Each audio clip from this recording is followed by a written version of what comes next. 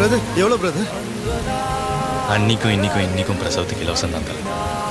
Hello மக்களே, எல்லாரும் எப்படி இருக்கீங்க? இன்னைக்கு ஒரு உருக்கமான பதிவு. வாழ்க்கையில் நம்ம எல்லாருமே ஒரு பாயிண்ட்ல வந்து வெக்கப்பட்டு, அசிங்கப்பட்டு, அவமானப்பட்டு, துக்கப்பட்டு, ஆத்திரப்பட்டுருவோம். அந்த சம்பவம் நடந்ததுக்கு அப்புறம் நம்மளுக்கு ஒரு பாடம் கிடைச்சிருக்கும். அந்த பாடம் வந்து மிகப்பெரிய அனுபவத்தை கொடுத்துருக்கோம். அந்த அனுபவத்தை வாசகமாகவே ஆட்டோ பின்னாடி எழுதலாம்.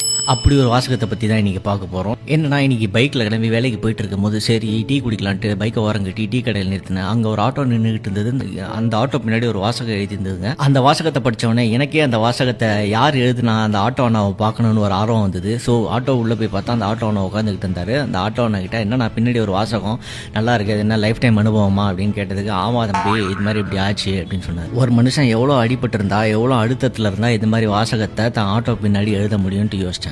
அந்த மனுஷனுக்கு ஒரு பெரிய நன்றி சொல்லிட்டு அவர்கிட்டயே அந்த வாசகத்தை படித்து காட்டினேன். என்ன அந்த வாசகம்னா, சொந்தக்காலில் சொந்தக்காரரிடம் நிற்காது அப்படின்னு எழுதியிருந்தாரு. ரொம்ப உருக்கமாக இருந்தது அந்த பதிவு. அதை உங்ககிட்ட ஷேர் பண்ணணும்னு நினச்சேன்.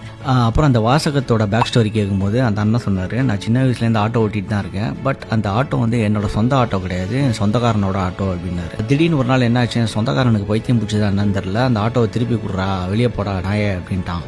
எனக்கு ரொம்ப மனசு ரொம்ப கஷ்டமாகி நான் வெளியே வந்துட்டேன். அப்புறம் ஒரு 3 வருஷத்துக்கு நான் வந்து வாடகை ஆட்டோ தான் ஓட்டிகிட்டு இருந்தேன். அப்புறம் கொஞ்சம் காசு சேர்த்து நான் ஒரு புதிய ஆட்டோ வாங்கி அந்த புதிய ஆட்டோவில் இந்த வாசகத்தை எழுதணுன்ட்டு ஒரு முடிவு எடுத்தேன். இன்றைக்கி அதை எழுதிட்டேன் அப்படின்னு சொன்னார்.